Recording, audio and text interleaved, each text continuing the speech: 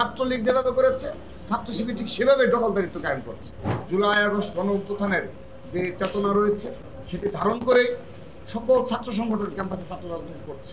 ছাত্রলীগের চিহ্নিত সন্ত্রাসী অর্থাৎ বিশ্ববিদ্যালয় কমিটি, হল কমিটি, অনুষদ কমিটি এবং সেন্ট্রাল কমিটিতে সর্বশেষ যে কমিটিগুলো রয়েছে তাদের সবাইকে বিচার আওতায় নিয়ে আসতে হবে।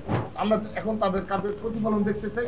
যে ধরনের বাজে ল্যাঙ্গুয়েজ ব্যবহার করা হয় এটি কখনো ঢাকা বিশ্ববিদ্যালয়কে রিপ্রেজেন্ট করে না। প্রতিনিয়ত একটি পরিবেশ সৃষ্টি করেছে। তারপরও ছাত্রদল ডাকসু নির্বাচনে ইতিবাচকভাবে দ্রুততম সময় কিভাবে অংশগ্রহণ নিশ্চিত করা যায় আমরা সে বিষয়ে সচেতন রয়েছি। সাংস্কৃতিক সংগঠনগুলোতে ছাত্র রাজনীতির ধরন কী হবে সেই রূপরেখা প্রণয়নে আমাদের ছাত্র সংগঠনের মাঝে 23টি সংগঠন থেকে ইতিমধ্যে মতামত নিয়েছেন। এখন তারা জেনারেল স্টুডেন্টদের কাছ থেকে মতামত নেবেন এবং আরও যারা অংশীদারিত্ব রয়েছে তাদের কাছে মতামত নিয়ে অতি দ্রুততম সময়ে এটি রূপরেখা প্রণয়ন করবেন বলে আমাদেরকে আশ্বস্ত করেছে।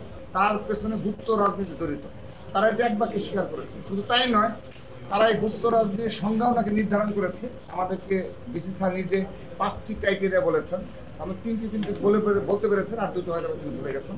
আর কখনো কেউ কোনো ছাত্র সংগঠন যে তাদের প্রাথমিক সদস্যপদ পূরণ করে যে সদস্য থাকে তাদের সবাইকে ওপেন করে দিতে হবে যে তারা গুপ্ত রাজনীতির কথা বলতে অনীহা এবং তারা এটা তাদের মাঝে ভীতি কাজ করে।